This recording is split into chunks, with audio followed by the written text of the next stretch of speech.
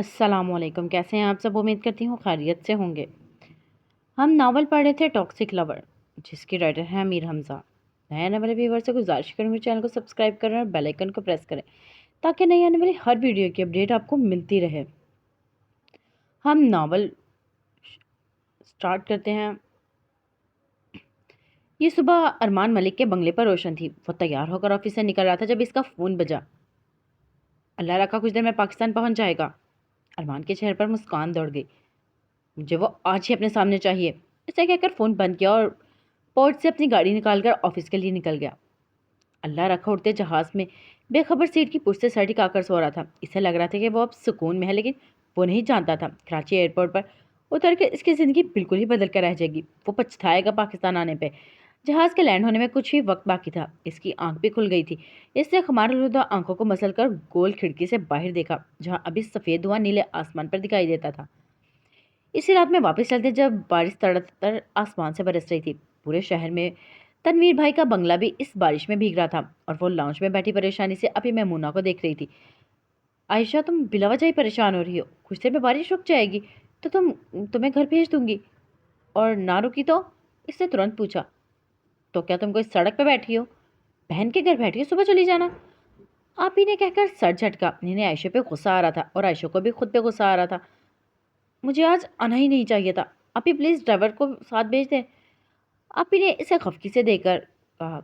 आयशा से बहस में वो जीत नहीं सकती थी, इसीलिए उन्होंने अल्लाह रखे के साथ भेज दिया। बंगले से निकलने से पहले उन्होंने अल्लाह रखो को कहा था, ध्यान से जाना, इस गाड़ी के अभी कागजात नहीं बने और नंबर प्लेट भी नहीं है। कोई रोके तो साहब को कॉल कर लेना। अल्लाह रखे ने नीली गाड़ी को देखा, फिर अभी ममूना की जानिब रुख करके सर हिला दिया। गाड़ी में आयशा पहले ही पिछली सीट पर बैठ चुकी थी। इसने वहां से अपनी मेमूना की तरफ अलविदा हाथ हिलाया और अपनी मेमूना ने इसे पूरा हाथ खोलकर लानत दी और लबों को जुम्बिश से कहा, दफा दूर। आयशा हंस दी। अल्लाह रखे ने गाड़ी में बैठकर गाड़ी चलाई थी। जहाज एयरपोर्ट पर लैंड हो चुका था। वो अपने सामान को घसीट कर एयरपोर्ट से बाहर निकला और खुली फिजा में गहरा सांस लिया। इसने आंखें मूंद कर सांस खींचा था और फिर वो आंखें खोल बिना इसका दिमाग अंधेरों की जद में आ गया था। इसका वजूद शैल होने लगा था। सड़क पर भीगती नीली गाड़ी को अचानक से जाने क्या हुआ कि वो रुक गई। आशा ने परेशानी से अल्लाह रखो को देखा। क्या हुआ? इसने शान ने चुकाया। मालूम नहीं, कहकर बाहर निकला। गाड़ी का बोनट खोलकर इसने देखने लगा। तभी इस गाड़ी के पास एक लॉन्ग कोट में मलबूस मुश्किल सा आदमी आकर रुका और आयशा की नज़र इसी पे थी। इसे वो आदमी कुछ ठीक नहीं लग रहा था। इसके अंदाज में पूरी इसरारियत थी। वो बोनट में झुककर इसमें छेड़छाड़ कर रहा था। फिर इसने अल्लाह रखे को कुछ कहा और अल्लाह रखे ने जब गाड़ी में बैठकर गाड़ी स्टार्ट की तो वो स्टार्ट हो गई। अल्लाह रखे ने इसे तशक्कुरमेज़ नज़रों से देखा और फिर वो पुरस्कार शख्स वहाँ से आगे बढ़ गया था। आयशा कुछ छटकी थी। इसने इसे बोनट में झुकते हुए जेब में कुछ डालते ज़रूर देख लिया था, लेकिन बाकी के अमल को वो देख नहीं सकी थी। जब इसे होश आया तो वो कुर्सी पे बैठा अंधेरे कमरे में मौजूद था। हाथ पांव बंधे हुए थे और इसके ऐन सामने ऑफिस सूट में मलबूस अरमान बैठा था। वो मोबाइल कहाँ है? इसने बेरहमी से अल्लाह रखे से पूछा। कौन हो तुम? अल्लाह रखा चिल्लाया। अरमान ने खींचकर इसके मुंह पर घूंसा मारा तो वो बगैर तामुल घुंघिया कर रोने लगा। कौन सा मोबाइल? इससे रोते हुए पूछा। अरमान ने जब्त से गहरा सांस लिया और इसे उस रात की कहानी सुनाने लगा जिसका मोरल अल्लाह रखे ने देना था। और जब अपने घर के सामने गाड़ी रोकी तो गाड़ी से उतर के इसने अल्लाह रखे को बाहर आने का इशारा किया। बोनट खोलो। अल्लाह रखे ने इसे नासमझी से देखा, फिर वो कुछ बोला नहीं और बोनट खोल दिया। आयशा ने बोनट में झांका और वह वहीं थम गई। वहीं से मोबाइल पड़ा हुआ दिखाई दे गया था। इसने हाथ बढ़ाकर मोबाइल निकाला। सर्द हवा के झोंके इसके वजूद से टकराए थे। बारिश थम चुकी थी लेकिन आसमान पर बिजलियां तेज चमक रही थी। ये तुम्हारा है? इसने अल्लाह रखे से पूछा। अल्लाह रखे ने सर नफ़ी में हिला दिया। अच्छा तुम जाओ। इसने अल्लाह रखे को जाने का कहा और खुद वो अंदर की जानी बढ़ गई थी। अम्मी अबू से मिलकर जब वो अपने कमरे में आई तो आंखें मूंदे हुए इस शख्स को सोचने लगी थी। तो क्या ये इसने गाड़ी में डाला था? इसने खुद से सवाल किया। इसने मोबाइल को सामने बेड पर रखकर इसकी तस्वीरें बनाई और अपनी मेमुना को भेजकर पूछा, क्या ये इनका है? उन्होंने भी जब इनकार कर दिया तो आयशा सोच में पड़ गई थी। वो इसे ऑन करे या रहने दे? अगर ऑन करते ही ये फट गया तो? इसे सोचकर झुरझुरी ली। मैं तो नहीं कर दूंगी ऑन, मैं तो इसे रख ही रही हूँ। इसे कहकर अलमारी खोली और माली में जहाँ छोटी सी दराज बनी हुई थी इसमें मोबाइल को रख दिया। कुछ दिन वो मोबाइल इसके जहन में गर्दिश करता रहा, फिर इसे भूल चुकी थी। अल्लाह रखा रोते हुए अरमान को अब इस कहानी का मोरल सुना रहा था जो अरमान ने अभी इसे सुनाई थी। वो रात मेरे काम की आखिरी रात थी। मैंने अगले ही दिन वो नौकरी छोड़ दी थी क्योंकि 2 रोज़ बाद मैंने सऊदी अरब चले जाना था। वो मोबाइल तनवीर साहब की साली के पास है, मेरे पास नहीं है। अरमान का दिमाग भग से उड़ गया। क्या आयशा के पास? अल्लाह रखे को इसका नाम तो नहीं पता था, लेकिन जान छुड़ाने के लिए सर हिला दिया। अरमान ने कुर्सी पर हाथ पे मुक्का मारा। Damn it! वो कुर्सी से बेचैनी से खड़ा हुआ। जिस मोहरे को इसने मजाक में खेल में शामिल किया था, वही सबसे अहम मोहरा निकलेगा, इसे अंदाज़ा नहीं था। अगर इसे ज़रा बराबर भी इस बात की भनक लग जाती कि आयशा के पास ही वह मोबाइल है, तो वह इसे इतने आराम से दूर जाने ना देता। इसने तनवीर से भी इसलिए पार्टनरशिप शुरू की थी ताकि वो इसे कंगाल कर सके, लेकिन तनवीर भाई तक मोबाइल पहुंची नहीं थी। वो बात आपी मैमूना और आयशा में ही होकर दम तोड़ चुकी थी। अरमान को लगता था कि अल्लाह रखे के पास वो मोबाइल होगा, लेकिन आयशा के पास, ओह गॉड, इसने अपना सर पीट लिया। अब वो आयशा तक कैसे पहुंचेगा, क्योंकि आयशा तक का रास्ता अब शहीद मलिक से होकर गुजरता था। आयशा शहीद मलिक के कमरे में बेड पर बैठे गुस्से से बड़बड़ा रही थी। करते रहे नखरे, अब मैं भी बात नहीं करूंगी, इसे सोचा था, क्योंकि शहीद ने इसकी बात नहीं मानी थी, जबकि इसने आयशा ही के लिए आसानियां पैदा करने के लिए ये सब किया था। वो अपना सामान नीचे वाले कमरे में शिफ्ट करवा चुका था। आप अपना कमरा छोड़ कर मत जाए, इसने फ्रॉक दिली से इसे रोका। शुक्रिया आपके मशवरे का, पर मैं अपनी मर्जी करता हूँ। बैठ जाओ आराम से। इसे आयशा का हाथ पकड़ा और सख्त लहजे में कहकर इसे बेड पर बिठाया। आयशा कुछ बोलने लगी। चुप! इसने इसके लबों पर उंगली रखी। मुझे अब तुम्हारी आवाज़ ना आए, वरना एक थप्पड़ लगाऊंगा तुम्हें। आयशा ने इसे सदमे से देखा, लेकिन वह फिर नहीं बोली। इसे शहीद से डर लगता था। शहीद ने सारा सामान अपने नीचे वाले कमरे में शिफ्ट कर लिया था। अब वो अपनी अलमारी से शर्टें निकाल कर रहा था, तो आयशा ने इसे देखा। आप अब बिला वजह नखरे कर रहे हैं। शहीद ने पलट कर इसे हैरत से देखा। मैं तुम्हारे लिए आसानियां पैदा कर रहा हूँ। मैं नहीं चाहता तुम्हें मेरी वजह से कोई मसला हो, इसीलिए यहाँ से जा रहा हूँ। तो आप अपना कमरा मत छोड़ कर जाएं, मैं चली जाती हूँ किसी दूसरे कमरे में। शहीद ने अपनी सारी शर्टें निकाली और इसके पास से गुजरते हुए इसने बस आयशा को इतना ही कहा था, जो इस कमरे में है वो किसी दूसरे कमरे में नहीं है। वो कहकर निकल गया था और आयशा को पूरा दिन लगा था इस बात समझने में। शाम में वह जब नीचे से ऊपर आई तो इसकी नज़र इस शीशे के दरवाजे पर पड़ी, जो कमरे से खुलकर इस स्विमिंग पूल तक जाता था, जिसके सामने वाली दीवार पत्थर के लगे थे और आर्टिफिशियल गमले रखे थे। इसके लिए लम्हे ये एकदम रुक गए थे। इससे शहीद बिल्कुल अपने पास खड़ा महसूस हुआ, जो इससे पूछा था, कैसे स्विमिंग पूल पसंद है? तब आयशा ने सर हिलाया था। वो ये कहकर भूल चुकी थी, लेकिन शहीद ने इसकी बात याद रखी थी। आयशा ने अपना सर पकड़कर बेड पर बैठ गई थी। वो इस शख्स को कभी नहीं समझ सकेगी। नहीं, इसने खुद से ही जवाब दिया। वो इसे इतनी ही सख्त नज़रों से देखता था, संजीदा रहता था, लेकिन जब भी आयशा के लिए नाश्ता लाता तो वो इसके कप से चाय लाजमी पी कर कहता था, पी लो, इतनी गर्म नहीं है। आयशा को अपना आप किसी बच्ची की तरह लगता था, जिसकी परवाह शही ऐसे करता था जैसे इसका मुंह गर्म चाय से जल जाएगा, और वह इसकी हर चीज़ पर तवज्जो रखता था, कपड़ों से लेकर खाने तक। और जब आयशा इससे बोलने की कोशिश करती थी तो वो इसे ठीक से जवाब नहीं देता था, और आयशा तप जाती थी, इसे जैसे अभी तभी हुई कमरे में बैठी थी।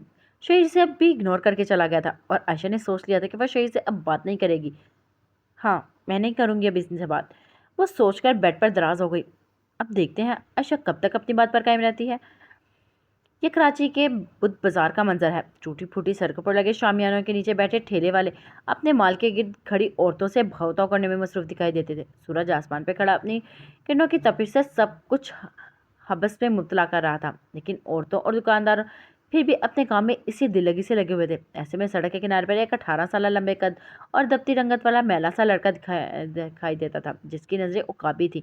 वो आने जाने वाली हर औरत को बहुत तवज्जो से देख रहा था। पैर में टूटा हुआ जूता था और बदन पे शलवार और बनियान था, जो बहुत जगह से फटा हुआ था। वो बहुत देर तक सबका तवज्जो से देखता रहा। फिर इसे एक औरत दिखाई दी, जिसके साथ 5 साल बच्चा था। बच्चे के हाथ में मोबाइल था और वो इसे कान पे लगाकर अपने ही ख्यालों में किसी से बात कर रहा था। सड़क किनारे खड़े लड़के के चेहरे पर तबस्सुम बिखर गया। वो इधर से उधर चलने लगा। इसकी नज़रें बच्चे के कान से लगे मोबाइल पर थी। वो चलता जाता, हर कदम पे इसकी रफ्तार बढ़ रही थी। जब वो बच्चे से कुछ कदमों के फासले पर आ गया तो इसने भागना शुरू कर दिया, और बच्चे के करीब से गुजरते इसे किसी चील की तरह इस बच्चे से झपट कर मोबाइल छीना और भाग गया। बच्चा दिल खराश आवाज़ से चीखा था। माँ ने बौखलाकर इसे देखा, फिर इसी की तरफ देखा जहाँ बच्चा रोते हुए इशारा कर रहा था। औरत ने देखते ही देखते वावेला करना शुरू कर दिया था, लेकिन वो लड़का इससे बहुत दूर जा चुका था। दुकानदार इसकी तरफ मदद को बढ़े, लेकिन सब कुछ अब बेसुध था। लड़का अपना काम करके जा चुका था। अफक पे मौजूद सूरज भी इसके साथ ही भाग रहा था। वो इसके सर पर हमा की तरह था, जैसे कोई नीली आंखों वाला हुमा हो। वही हुमा जो लोगों पर नेकी बख्ती लाते हैं। इनका सर पे होना नसीबों के आसमान छूने की निशानी है। इस भागते लड़के के सर पर हमारा सूरज था, जिसकी चमक से अब सबकी आंखें चुदी आ जानी थी। शहीद मलिक से ये लड़का अब बहुत जल्द मिलेगा। वो लड़का भागकर गंदी गलियों में घुस गया था, जहाँ के मकान अब कमरे पर मुश्तमिल थे और इनकी छतों पर टीन बच्चे थे। बहुत सीधा लिबास में मैले कुचाले बच्चे गटर के पानी में छुप छुप कर गुजरते थे। कोई नाली किनारे बैठा रफा हाजत करता अपनी माँ को पुकार रहा था। वो इस बच्चे के पास से भी हवा बनकर गुजर रहा था। घर से पानी लोटे में लाने वाली माँ इससे यूं हवा बनकर गुजरने पर धक से रह गई थी। इसके लोटे से पानी छलक गया था, लेकिन लड़का बेपरवाह था, सबसे बेपरवाह। जब चंद और गलियां गुजरी तो इसका सांस फूलने लगा। वो बेतरतीब होते तनफ्फुस के साथ एक दरवाजे को हिलकर अंदर दाखिल हुआ। घर में सुबह होने के बावजूद अंधेरा था। मैली दीवारों से गुर्बत टपक रही थी। टीन के छत में सुराख थे। फर्श पर एक पुराना कारपेट बिछा था, जिस पर बूढ़ा आदमी पड़ा था। इसका एक हाथ और टांग मफलूज थी। बोला भी शायद नहीं जाता था, इसीलिए करीब बैठी खिचड़ी बालों करेले के छिलके जैसी जिल्द और धस्ती आंखों वाली औरत चूल्हे पर कुछ पका रही थी। एकदम से इसके अंदर आने पर वो दोनों ही चौंके थे। सिकंदर कहाँ से आ रहा है? इसके फूले सांस से घबरा कर माँ ने पूछा। सिकंदर ने जवाब देना जरूरी न समझा। वो तेजी से सामने रखे पलंग के सामने घुटनों के बल बैठा और झुककर वहां से एक ट्रंक निकाला। इस पर ताला लगा हुआ था। सिकंदर ने गले में डाली डोरी को आगे किया तो इसकी चाबी जाहिर हुई। सिकंदर ने इस चाबी से ताला खोला और वो चीजें फिर से हिलने लगा। कुछ ही देर में इसे अपनी मतलूबा चीज मिल गई थी। इसने चुटकी बजाकर पकड़ कर इसे अपने सामने किया। वो एक छोटा सा सिम कार्ड था, पर इस सिम कार्ड का अक्स सिकंदर की आंखों पे हीरे जैसा बना था। इसकी आंखें चमकने लगी थी। इसने मुट्ठी में मौजूद मोबाइल को देखा और फिर वो खड़ा हो गया। कहाँ जा रहा है अब? माँ ने पीछे से पूछा। सिकंदर ने बाहर जाते जाते जुमला उछाला, वक्त बदलने। इसके लहजे में कमाल का एतमाद था। अब की बार इसकी चाल एक नयापन था। तकीर और रौब। वो अब इन्हीं गलियों को तनकीदी से देख रहा था। हत्ता कम इस नजरों से देख रहा था, नफरत से देख रहा था। इसे यकायक हर चीज से उलझन हुई थी जिसमें आज तक इसने जिंदगी गुजारी थी। इसका हमा आसमान का सूरज एक बार फिर इसके बिल्कुल सर पर आ गया था। इसने एक जगह रुककर वो सिम कार्ड मोबाइल में डाला और सिम में मौजूद सारे नंबर देखने लगा। वो पढ़ा लिखा नहीं था, इसीलिए इसने इसमें मौजूद हर नंबर पे कॉल करना शुरू कर दी।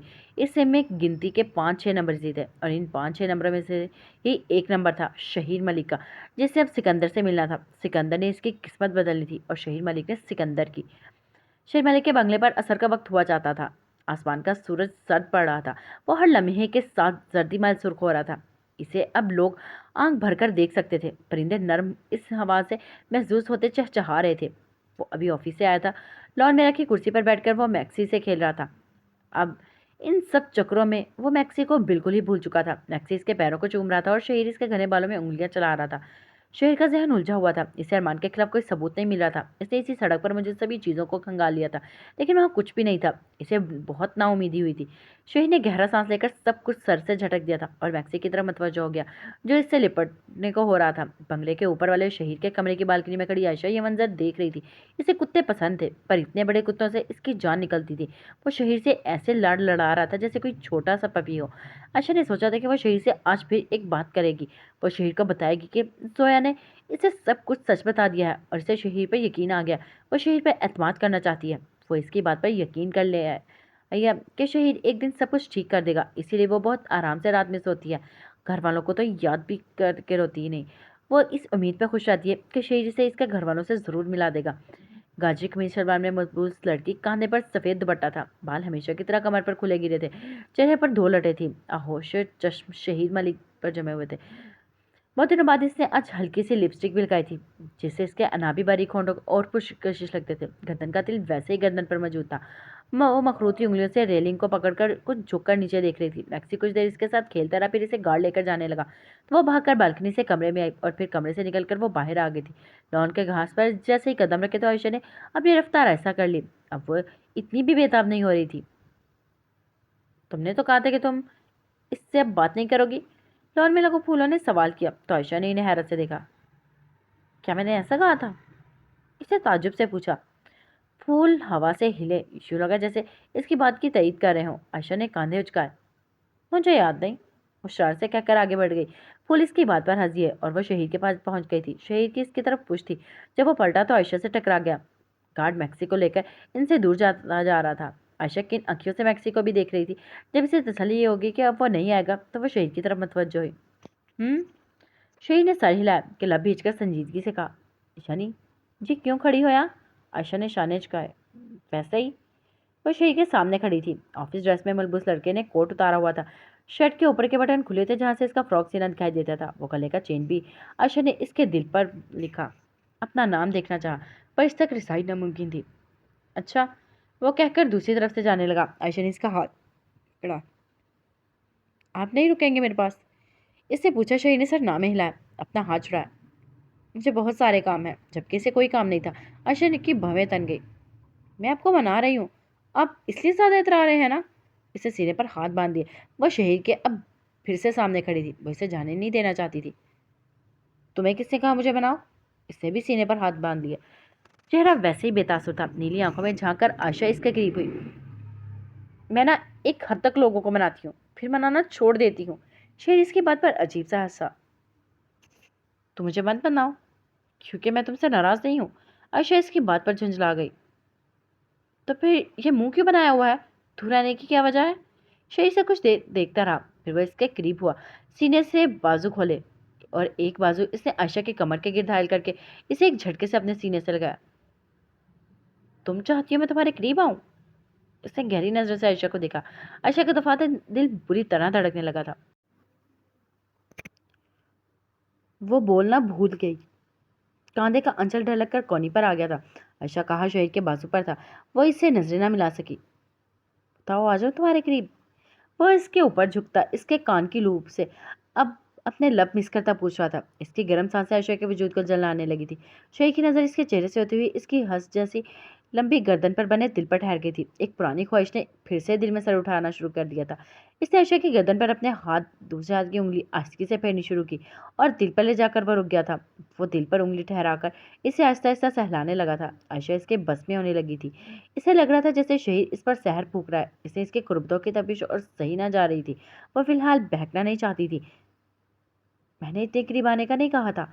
मोहब्बतों का जो खुशबू एकदम फिजा में छाया था, वो कांच की तरह चटक गया। शहीद ने दिल की फरियाद का गला दबाया और अपनी उंगली पहले इस दिल से हटाई, फिर इसके कमर छोड़कर वो इससे दूर हो गया।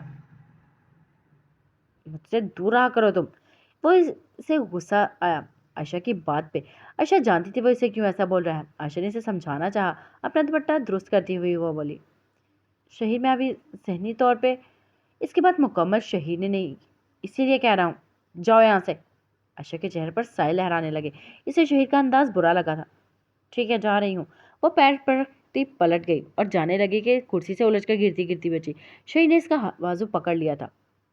ख्याल से चला करो।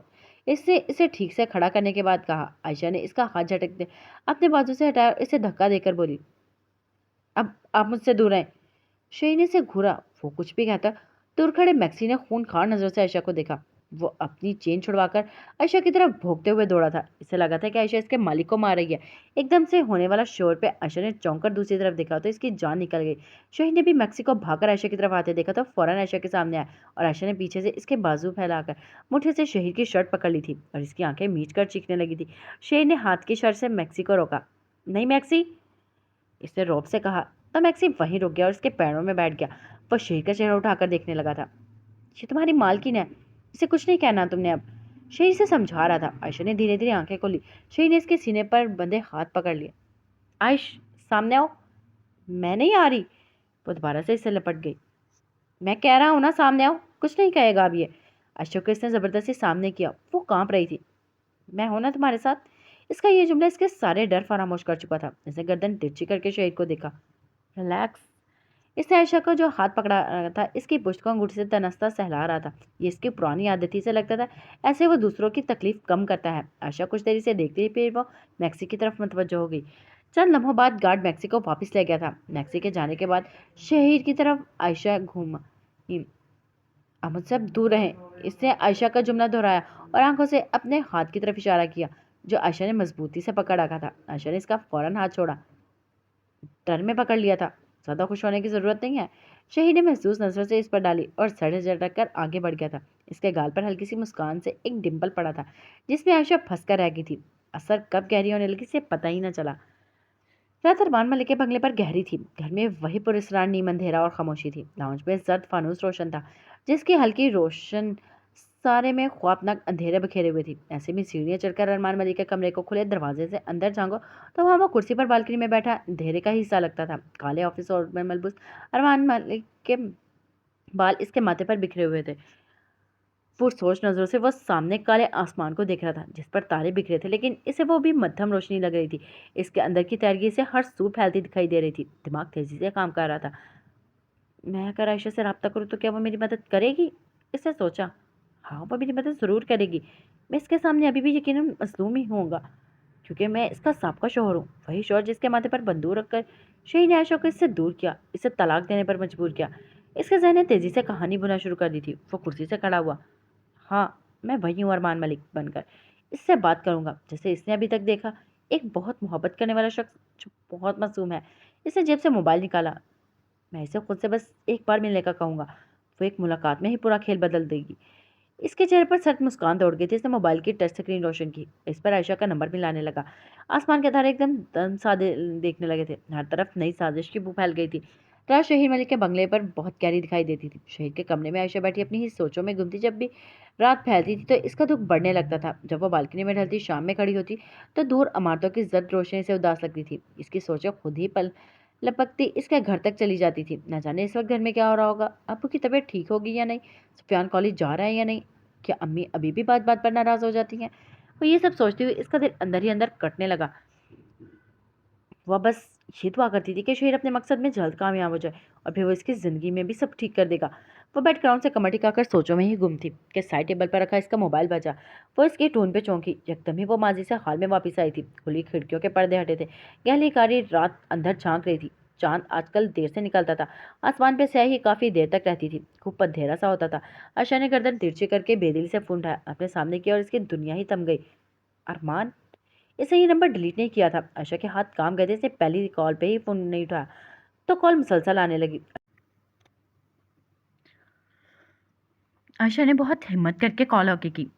शहीर अपने कमरे में बैठा फ़ोन बजता सुन रहा था। ये एक दूसरा फ़ोन था जिससे वह आशा के मोबाइल की कॉल्स हैक करता था।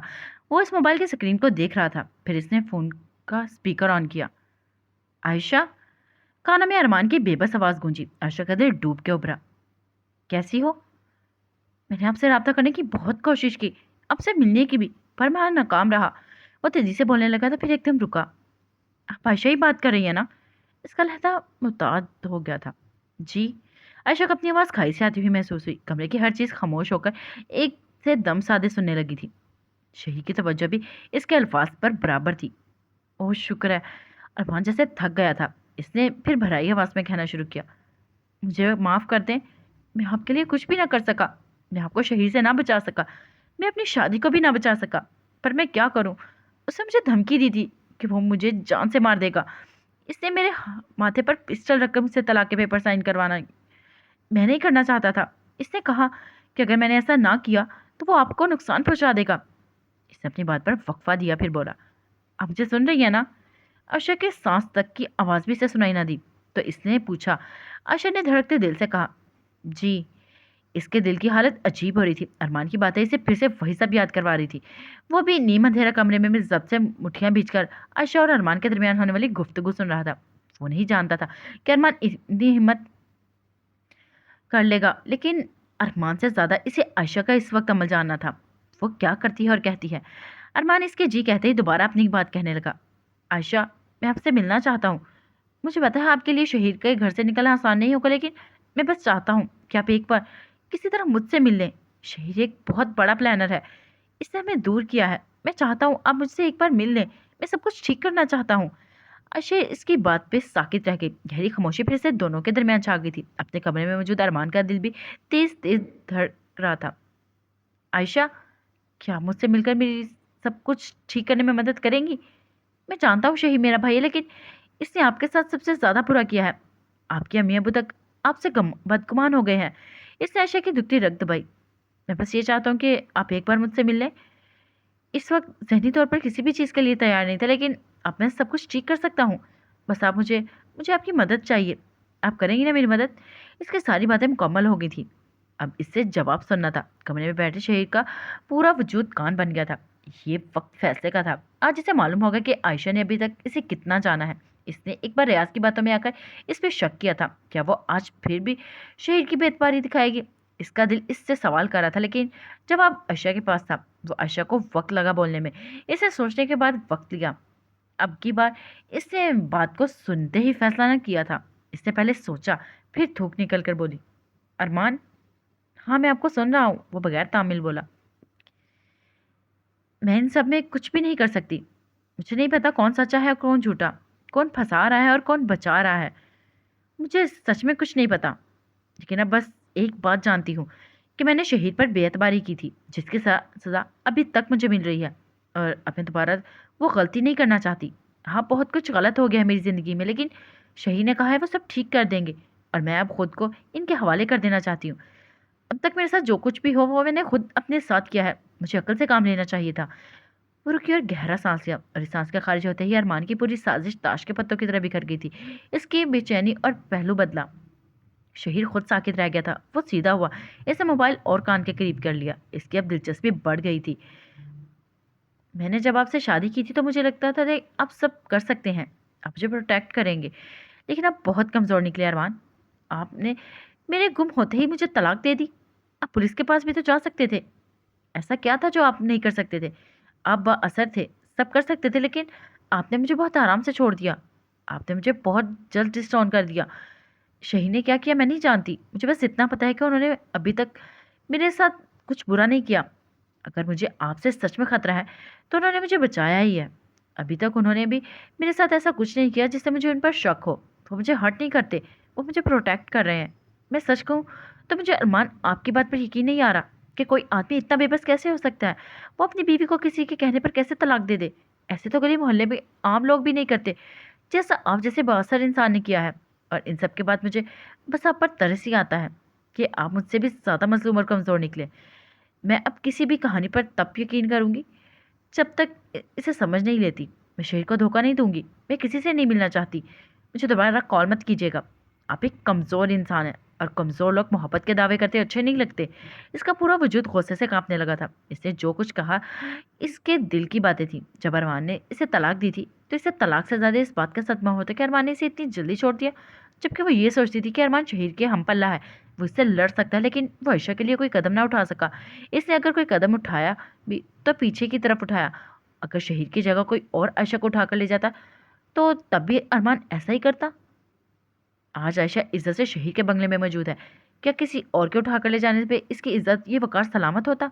शायद नहीं। आयशा जब भी ये सोचती थी तो इसकी रूह ही कांप जाती थी। शहीद इसके लिए लड़ सकता है और आयशा को प्रोटेक्ट करने की हिम्मत रखता है, और आयशा अब शहीद की बेतमाद नहीं करना चाहती थी। आयशा ने फ़ोन से इसी वक्त अरमान का नंबर ब्लॉक किया ताकि शहीद तक ये बात ना पहुंचे, वरना वो पता नहीं क्या सोचेगा। और नीम अंधेरे में कमरे में बैठा शहीद हिलना तक भूल गया था। इसे संभलने में वक्त लगा, और संभलते ही इसके जहन में पर्दे पर आयशा के अल्फाज चलने लगे। मैं शहीद को धोखा नहीं दूंगी। शहीद के लबों पे मुस्कुराहट दौड़ गई। वो जीत गया था। इसने आयशा का एतबार जीत लिया था, और आयशा ने शहीद का। और अपने कमरे में मौजूद अरमान का चेहरा बेइज्जती के एहसास से तारीक पड़ गया था। वो अरमान इसकी बातों को जहन से झटक कर बेड से खड़ी हुई और कमरे से निकल गई। इसने सुबह से शहीद को नहीं दिखा था। न जाने वो ऑफिस से आया भी है या नहीं। वो सोचती हुई नीचे की तरफ बढ़ गई थी कि इसे अपने अकब में जोया की आवाज़ सुनाई दी, चाय पियोगी? वो सीढ़ियाँ उतरती हुई रुकी। इसने मुड़कर जोया को देखा जो शायद अपने कमरे में से निकली थी। मैं चाय के पीने का सोच ही रही थी, लेकिन हमें कैसे मज़ा नहीं आता। तुम पियोगी? जोया कदम कदम चलती सीढ़ियों से उतरकर आयशा के पहलू में आकर रुकी। आयशा से कुछ देर देखती रही। लाइम की आंखों में जोया के लिए मोहब्बत देखने और जोया का शरीर की तरफ से खुद ही मुहतात रहना आयशा के दिल में अंदेशों को कम कर चुका था। इसने अर्जी से सर हिला दिया तो जोया खुश हो गई। वो दोनों नीचे लाउंज में आ गई थी। मुलाजिम इनके लिए चाय बनाने चला गया था। आयशा और जोया लाउंज में रह के सोफे पर बैठ चुकी थी। तभी जोया खंगारी, मैंने तुमसे बात करनी थी। आयशा ने सादगी से इसकी तरफ देखा। कहो। वो शहीद को ढूंढने का फैसला तर्क करके जोया को सुनने लगी थी जो बोल रही थी। मैंने तुमसे माफ़ी मांगनी थी। आयशा की भवें सुकड़ी। किस वजह से? इस दिन जो मैंने तुम्हें कहा कि तुम शहीद को छोड़ देना, मैं संभाल लूंगी वगैरह वगैरह। आयशा वो इतना कहकर आयशा के करीब हुई। ये बात सच है, मैं शहीद से मोहब्बत बहुत करती हूँ, लेकिन ये भी एक बात सच है कि मैं अपने मज़हब को मोहब्बत के लिए नहीं छोड़ सकती। इसलिए मैं शहर से दूर रहना चाहती हूँ। मैं कुछ दिनों में वापस चली जाऊँगी। जैसे ही यहाँ सब बेहतर होगा मैं अमेरिका चली जाऊँगी। इसलिए आयशा के हाथ पकड़े। शहर का तुमने बहुत ख्याल रखना है। मैंने इसे तुम्हारे लिए तड़पते देखा है। तुम छोड़ जाओगी इसे? तो वो रह तो लेगा, लेकिन मोहब्बत का अधूरापन इंसान की ज़िंदगी तवील कर देता है, और इस तवील ज़िंदगी में बस कुर्ब होता है। और मैं नहीं चाहती कि शहीद की ज़िंदगी तकलीफ़ में गुजरे। इसने बहुत दुख देखे हैं, उसने अपनों को खोया है, इसलिए अब तुम इससे दूर ना जाना। वो तुम्हें अपना सब कुछ समझता है। वो सांस लेने को रुकी। आयशा इसकी बात पर तवज्जो से सुन रही थी। इसके दिल में जोया के लिए इज्जत और प्यार बढ़ने लगा था। शहर में कुछ बुरी आदतें और हैं। वो जिद्दी है, गुस्सा करता है, बात बात पे मारने की भी धमकी देता है, लेकिन वो कभी अपने जुड़े रिश्तों को हर्ट नहीं करता। अगर करता भी है तो इसके पीछे कोई ना कोई वजह होती है। तुम शहीर को इतने अच्छे से नहीं जानती जितने अच्छे से मैं जानती हूँ। वो लोगों को चांस देता है। अगर इसके सामने कोई गलती करता है तो वो इसे मौका देता है, इसे एकदम छोड़ नहीं देता। और वो ऐसा ही है, अपने दुख को कभी किसी को नहीं कहता, अपने अंदर रखता है, इनसे लड़ता है। एक वक्त में वो बहुत सी जंगें लड़ रहा होता है। मैं बस ये चाहती हूँ जिस शख्स से सबके लिए इतना कुछ किया, इसके साथ अब कुछ बुरा ना हो, और इसकी भलाई तुम्हारे साथ है। वो तुम्हारे साथ रहकर खुश है, इसकी खुशी तुम हो, और तुम इससे दूर मत होना। इसने अपनी बात मुकम्मल करके आयशा की तरफ उम्मीद से देखा। जाहिर सी बात है, इस वक्त आयशा के दिल में लड्डू फूट रहे थे। इसका इतना बड़ा मसला इतने आराम से हल हो गया था, और इसने यही कहना था। हाँ जोया, वो खंगार कर बोली, मैं शहीद के साथ हूँ, मैं इसे नहीं छोड़कर जाऊंगी। इसके लिए मुस्कुराना चाहते थे, लेकिन वो बड़ी मुश्किल से सीन के हिसाब से मुश्किल और शक्ल बनाकर बैठी थी, थोड़ी उदास उदासी, किसी ड्रामे के आला ज़र्फ हीरोइन की तरह, जो सबको माफ़ करके एक मिसाल कायम करती है। जोया इसकी बात पर खुश हो गई थी। बेवकूफ़ सोया, मैं तुम दोनों के लिए बहुत खुश हूँ, इसने इसके हाथ पर दबाव डालकर कहा। तो आयशा ने लगे हाथ लाइम वाला वाकया भी छेड़ लिया, और जोया का पक्का काम करना चाहती थी। तुम शहीद को बहुत अच्छे से जानती हो, लेकिन जोया, तुम लाइम को भी संजीदगी से लो। मैंने उसकी आंखों में तुम्हारे लिए बहुत खास जज्बा देखा है, और मर्द की आंखों में औरत के लिए खास जज्बा मोहब्बत का ही होता है। जोया इसकी बात पर शल रह गई थी। वो इससे नजरें चुराती थी। नहीं, ऐसा कुछ नहीं है, वो बस पागल है। जोया मस्नूई से हंसी। आयशा ने सर नफी में हिलाया। ऐसे नहीं कहते। औरत किसी मर्द को सीरियस ना ले, लेकिन जो इससे मोहब्बत का दावा करे, इसे इस मर्द को लाजमी सीरियस लेना चाहिए। और मैं चाहती हूँ कि तुम लाइम के जज्बात को सीरियसली लो, क्योंकि वो इतना कहकर रुकी। मुलाजमा चाय ले आया था, इसने मग लिया। चाहने से ज़्यादा चाहे जाने का एहसास अच्छा होता है, और तुम्ही ने तो कहा था कि जिससे मोहब्बत की जाए इसके सितारे अरूज पर चले जाते हैं, तो तुम्हारे सितारे भी अरूज पर हैं। लाइम को परखो, समझ आए तो हाथ से मत जाने दो। और मोहब्बत बार बार नहीं मिलती। आयशा ने भी मौके पर चौका मार दिया था। अब वो खोजी नजर से जोया का चेहरा देख रही थी, जो बिल्कुल चुप हो गई थी। आयशा इसे वैसे ही तवज्जो से देखती रही। इसे लगा जैसे जोया इस वक्त अपने ख्यालों में कहीं दूर निकल गई है। अल्लाह करे ये इतनी दूर निकल जाए कि गुम ही हो जाए, और लाइम इसे ढूंढ ले। आमीन। आयशा ने दिल में दुआ की और खड़ी होगी। वो लाउंज से आयशा से निकल कर रही थी, और आयशा नहीं चाहती थी कि जोया फिलहाल लाइम के अलावा किसी और दूसरी चीज़ के बारे में सोचे। इसने वह मुलाजिम से शहर का पूछकर इसके कमरे की तरफ बढ़ गई थी। जोया वाला मामला हल करने के बाद वो अलग ही हवाओं में उड़ती जा रही थी। इसका दिल कह रहा था कि अपने आंचल को पर बनाकर कहीं दूर निकल जाए, इतनी दूर कि इसे भी शहीर मुकम्मल तौर पर मिल जाए। शिव अपने कमरे में बेड पर दराज था। इसके नंबर पर बार बार कॉल्स आ रही थी, लेकिन वह फिलहाल किसी से बात नहीं करना चाहता था, इसलिए इसने फ़ोन की स्क्रीन को देखा तक नहीं था। कमरे में वैसे ही अंधेरा था कि दरवाजे पर दस्तक हुई। कौन? इसने पूछा। जवाब ना आया, बस दरवाज़ा बजाकर एक दो बार फिर से बजता ही चला गया। शहीद ने खा जाने वाली नज़र से दरवाजे को देखा। एक फ़ोन की बेल पर शोर ऊपर से। अब ये दरवाज़ा बजने वाला था कि मुंह तोड़ने की घर से उठा और लाइट रोशन की और दरवाज़ा खोलकर बोला, क्या तकलीफ है? बरहम लहजा बेशक सामने आयशा ही थी। वो इस तरह की हरकत कम ही बर्दाश्त करता था। आयशा का मुंह इसकी बदतमीजी पर ही खुल गया। ये क्या तरीका है बात करने का? किस लिए आई हो? वो किसी भी फजूल बहस में नहीं पड़ना चाहता था। आयशा ने मग आगे कर दिया। चाय बनवाई थी, पीने का सोचा, फिर ख्याल आया गर्म हुई तो इसके पास आ गई कि पीकर बताएं ज़्यादा गर्म तो नहीं है। वो आंखें पटपटा कर बोली तो शहर के लबों पर दबी दबी सी मुस्कान दौड़ गई। इससे आयशा से ऐसी किसी भी चीज़ की उम्मीद नहीं थी, लेकिन इसे ये अचानक वाला रोमांस अच्छा लगा। इसने मग पकड़ा और दरवाज़ा खोलकर अंदर बढ़ गया।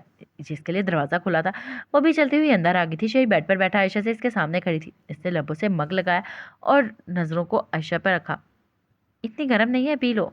इसे एक सिप लेकर मग आयशा की तरफ कर दिया। आयशा ने सादगी से सर हिलाया और वहीं पर लब रखकर सिप लिया जहाँ शहीद ने लब रखे थे। शहीद की मुस्कुराहट मजीद गहरी हो गई थी।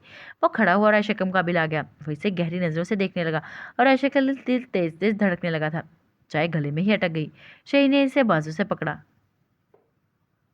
तुम बार बार मेरे सामने आ रही हो, इससे पता है क्या होगा? इस आयशा के कान के पास झुककर इसके कानों की लू को लबों से छूते हुए सरगोशी से कहा। इसके लहजे में खुमार दे रहा था। मोहब्बतों का फंसू कमरे में फैलने लगा था। आयशा के तेलियों पर पसीना आ गया था। मग पर गिरफ्त मजबूत हो गई थी। घुटनों से जान निकलने लगी थी। इससे मैं तुम्हारे इतने करीब आ जाऊंगा कि तुम्हें अपने सीने में छुपा लूंगा और तुम चाहकर भी मुझसे दूर नहीं जा सकोगी। आशा को लग रहा था जैसे वह इसके गाल को चूम लेगा, लेकिन शहीद इतना कहकर दूर हो गया था। इसीलिए मुझसे दूर रहो, मुझे बार बार आकर बहकाया ना करो, मैंने अभी बहुत से मसले हल करने हैं। वो शीर लहजे में हंसी दबाकर बोला तो आयशा ने लब खींच कर, यानी सारी प्रॉब्लम इसी पे? मुझे भी कोई शौक नहीं है आपके पास आने का, वो कहकर जाने लगी। नजर आ रहा है, शही ने इसके अकब से कहा तो आयशा ने गर्दन तिरछी करके बस इस पर एक मसनूई बरहम निगाह डाली और कमरे से निकल गई। शीर इसके जाने के बाद बेसाख्ता हंसा और फोन पर तरफ मतवज्जो हुआ, जो अब फिर से बजने लगा था। इसने बेजारी से फोन उठाया। जब इसकी स्क्रीन पर नजर पड़ी तो इसकी दुनिया ही थम गई। शेर मोबाइल को साकित नजर से देख रहा था। इससे लगा जैसे इसने गलत नंबर देखा है। इसने मोबाइल को करीब करके आंखें छोटी की और पूरी तवज्जो से नंबर को देखा। इब्ने आदम, इसे जासूस का नाम जेर लब दोहराया। ये इब्ने आदम का नंबर था, इसी जासूस का नंबर जिसने सबूत जमा किए थे। कराची की गंदी गलियों में सुबह की धूप बिखरी हुई थी। इन मैली दीवारों से किरणें लिपटती सिकंदर को ही देख रही थी, जो माँ से एक कमरे के मकान में कारपेट पे बैठा पूछ रहा था, अच्छी जिंदगी के लिए क्या क्या चाहिए होता है। ये इसी रात का मंजर था जब बारिश तड़ातड़ बरस रही थी। अरमान का ऑफिस इस बारिश में भीग रहा था। ऑफिस का स्टाफ जा चुका था। इस वक्त इसने कैबिन का दरवाजा जरा सा खुला हुआ था, जहाँ बहराम बैठा अरमान को सुन रहा था और कोई दरवाजे की ओर से इन्हें देख रहा था। इनकी वीडियो रिकॉर्डिंग कर रहा था।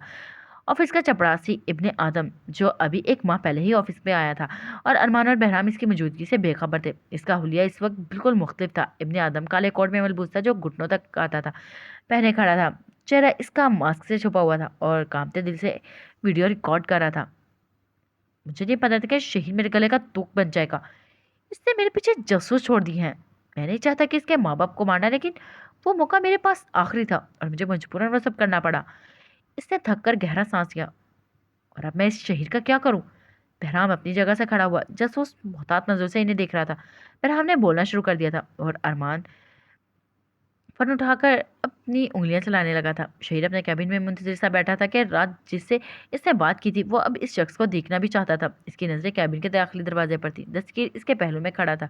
सिकंदर की माँ इसे कह रही थी, अच्छी जिंदगी के लिए चाहिए होता है एक अपना घर, जो बहुत बड़ा ना हो पर इसमें जिंदगी गुजारने की हर आसाइश मौजूद हो। आप फिक्र मत करें, मैं इस जासूस को भी ठिकाने लगा दूंगा और शहीर को भी ठीक कर दूंगा। आप बस मेरा यकीन करें। वो अरमान को एतमाद में लेना चाहता था। अरमान ने चेहरा उठाया तो इसकी आंखें चमक उठी थी। जासूस तो आज ही ठिकाने लग जाएगा। इब्ने आदम के वजूद में सर्द लहर दौड़ गई थी। इसे अरमान का चेहरा देखा, जिस पर सर्द मुस्कान थी और इसकी नजरें दरवाजे पर ही थी। इब्ने आदम को चंद मिनट लगे इस बात को समझने में और वह बेसाख्ता पलटा और शैल रह गया। कैबिन में खामोशी छा गई थी। तभी इसके दरवाजे पर दस्तक हुई। शहीर और दस्तगीर चौंके थे। दस्तगीर आगे बढ़ा था और कैबिन का दरवाजा खुल गया और जो शख्स अंदर दाखिल हुआ इसका हुलिया देखकर शहीर के चेहरे पर भी नागवारी फैल गई। मैं सिकंदर हूँ। जा बजा फटी कमीज और शलवार, टूटे जूते वाला सिकंदर एतमाद से बोला था। शहीर को इसे देखते हुए यकीन आ गया था, ये बस एक झूठा शख्स है और कुछ नहीं। एक गाड़ी, इतने ढेर सारे पैसे जिससे हम खाना पीना खरीद सकें, नए कपड़े और जूते और बहुत सारा जेवर। सिकंदर माँ की बात को तवज्जो से सुन रहा था। इसने उंगलियों पर इन सब चीज़ों का हिसाब लगाया कि आया ये सब कितने का होगा, और जब इसने हिसाब लगाया तो वो खड़ा हुआ, कपड़े बदले और घर से निकल गया। इसकी किस्मत का हमा सूरज इसके सर पर फौरन आया था। इब्ने आदम के पीछे दूर हट्टे कट्टे गार्ड्स खड़े थे, जिसे पथरीले तासुरात से देख रहे थे, और इसे अपने अकब में तालियों की आवाज़ सुनाई दी। वेल डन, मुझे तुम्हारा किल पसंद आया। तुमने अच्छे से चपड़ासी का किरदार निभाया। लेकिन अरमान मलिक अब इतना भी बेवकूफ़ नहीं है जितना तुमने समझ लिया है। अरमान के कदमों की चाबी से अपने करीब से सुनाई दी। बहराम भी हंसता हुआ इसके करीब आ रहा था। इब्ने आदम के कनपटी पे पसीना चला और फर्श पर टप गया। इसने खौफ से सामने खड़े गार्ड्स को देखा और 1 मिनट लगा था फैसला करने में। इसने जेब से ब्लैक पेपर स्प्रे निकाला और इन पर छिड़ककर ऑफिस में निकलने के लिए भागा। अरमान ने जब ये सब देखा तो वह दौड़कर इसके पीछे आया था, पर इब्ने आदम वहां से निकल चुका था। अरमान ने फौरन फ़ोन पर नंबर कान से लगाया और वह अपने आदमियों को जमा करने लगा। इब्ने आदम इनके हाथों से नहीं निकलना चाहिए था। शहीद के सामने सिकंदर अब कुर्सी पर बैठा शहीद के तासुरात ना बदले थे और वैसे ही नागवारी नजरों से देख रहा था, जिनमें बरहमी भी शामिल थी। मैं कैसे यकीन कर लूँ तुम्हारी इस बात का कि तुम इस रात होने वाली सारी बात और कहानी जानते हो? सिकंदर मुस्कुराया, कुर्सी से थोड़ा आगे को हुआ। मैं वो कहानी आपको लफ्ज़ ब लफ्ज़ सुना सकता हूँ और इस कहानी के किरदार भी अभी तक मेरे जहन में महफूज है। शहीद ना चाहते हुए भी इसकी कहानी को सुनने लगा था। मेरा ताल्लुक कराची के इस मोहल्ले से है जहाँ के लोग कचरा चुनकर अपना पेट पालते हैं। हम कचरे से रद्दी, प्लास्टिक और लोहा और भी बहुत कुछ चुनकर इसे जमा करके फ्रॉक करते हैं। इसी से हमारा घर चलता है। इस दिन मैं पूरे दिन का कचरा चुनकर जब घर पहुंचा तो मेरी माँ अपनी माँ से लड़ाई हुई थी। तो मैं घर छोड़कर बाहर निकल आया और इस वक्त रात गहरी हो रही थी। बादल आसमान पर घंघोरते और दूर दूर बिजलियां चमक रही थी। मैं इतने गुस्से में था कि ये सब देखकर भी घर से नहीं गया और सड़क के किनारे रखी कचरे की ट्रॉली में, जिसमें इस वक्त कचरा नहीं था, बैठ गया था। इस ट्रॉली के ऊपर बड़ी सी प्लास्टिक की बोरी रखी थी जिससे बारिश अंदर ना आती थी। मेरे सोने का इंतजाम हो गया था। मैं अभी वहीं लेटा था कि मुझे सड़क पर किसी के भागने की आवाज़ सुनाई दी। मैं उठा और ट्रॉली के सुराख से बाहर देखने लगा। एक अजीब होलिया वाला आदमी सड़क पर तेज तेज कदम उठाता चल रहा था। वह फोन पे किसी से बात कर रहा था और फिर कुछ आगे जाकर चुप गया। मुझे ये सब कुछ बहुत दिलचस्प लगा। मैं और तवज्जो से देखने लगा। फिर तभी एक नीले रंग की गाड़ी रुकी जिसके पास वह शख्स आया और मैंने इसे इस गाड़ी में एक मोबाइल डालते देखा। मेरा माथा ठनका, कुछ बहुत गलत हो रहा है। मुझे इस बात का एहसास होने लगा। मेरी नज़रें इसी गाड़ी पर थी। वो इसके ड्राइवर से बात कर रहा था। फिर वो ड्राइवर को अलविदा हाथ हिलाता हुआ वहां से चला गया। गाड़ी भी आगे बढ़ चुकी थी। मुझे लगा यही सब था जो होना था, लेकिन ठीक 5 मिनट बाद मैंने वहां और गाड़ियों को आते देखा और शख्स ने किसी के भी पहुंचने से पहले अपना मोबाइल तोड़कर दूर उछाला और खुद को गोली मार ली। मैं ये देखकर शैल रह गया था। मैं हिलना तक भूल गया कि इस गाड़ी में बहुत से लोग निकल आए, इसकी तरफ आए थे, लेकिन तब तक वो शायद मर चुका था। उन्होंने इसकी लाश ली और इसके पास ऐसा कुछ नहीं था। मुझे तब कहानी समझ आई कि जो जरूरी चीज़ थी वो इसके गाड़ी से चला गया है। गाड़ी में आने वाले लोग इसकी लाश को ठोकर लगाकर वहां से चले गए थे। जब मुझे इन सब के वहां जाने की तसल्ली होगी तो मैं ट्रॉली से निकला और जहां इस शख्स ने मोबाइल तोड़कर फेंका था मैं वहां गया और इस पानी में हाथ मारा तो टूटे मोबाइल से वो सिम निकाल ली। मैं जानता था एक ना एक दिन ये सिम मुझे ज़रूर फ़ायदा देगी, मुझे यहाँ तक आने में। इसलिए मुझे वक्त लगा क्योंकि मेरे पास मोबाइल नहीं था। और अब जैसे ही मोबाइल का इंतज़ाम हुआ तो मैंने आपको कॉल्स की, पर आपने बहुत देर से कॉल उठाई। आखिर में इससे शिकवा करते हुए लहजे में कहा। अपनी बात मुकम्मल करके वो दम साधे सुनते शहीर और दस्तगीर को बारी बारी देखा। लोगों की तस्वीरें भी बनवा सकता हूँ, शहीर का। इसकी बात पर सुकून टूटा। वो इस लड़के को गलत समझ रहा था। सामने बैठा लड़का एक बहुत तेज दिमाग का मालिक था। तुम्हें इन सब के बदले क्या चाहिए? वो पहले डील पे आया क्योंकि इसे यकीन था कि इस लड़के से इसे कुछ ना कुछ तो ज़रूर हासिल होगा और शहीर को भी अगर तिनके का भी सहारा मिलता तो वो इसे लाजमी लेता। लड़का इसकी बात की दिलचस्पी से मुस्कुराया था और गर्दन अकड़ा कर बोला, अब आपने मेरे मतलब की बात की है। शहीर संजीदगी से इसे देख रहा था और दस्तगीर भी नजर इसी पर थी। तो बताओ जल्दी। लड़के के चेहरे पर यकायक शहीर ने संजीदगी फैलते देखी। ये एक कारोबारी शख्स की निशानी होती है। वो डील के वक्त मुस्कुराता नहीं, आंखों में आंखें डालकर बात करता है। मुझे एक घर चाहिए जिसमें ज़िंदगी गुजारने की सारी आसाइशें हों, एक गाड़ी और इतना पैसा जिससे मैं नए कपड़े, जूते, जेवरात और अच्छा खाना खरीद सकूं और अपना काम भी शुरू कर सकूं। शेर के लोगों पे तंजिया मुस्कान आ गई। और अगर मैं तुम्हें ये सब ना दूं तो? और सोचो, तुम उस वक्त मेरे सामने हो और मैं चाहूँ तो। लड़के ने इसकी बात काटी। अब कुछ नहीं चाह सकते। मेरे पास जो है वो आप मुझे मारपीट या कैद करके हासिल नहीं कर सकते। इन सब के चेहरे मेरे यहाँ है। इसे माथा ठोका। यहाँ मौजूद है और यहाँ वो मालूमात तभी निकलेगी जब मैं चाहूँगा। और आप फिलहाल मेरी मर्जी के मोहताज हैं।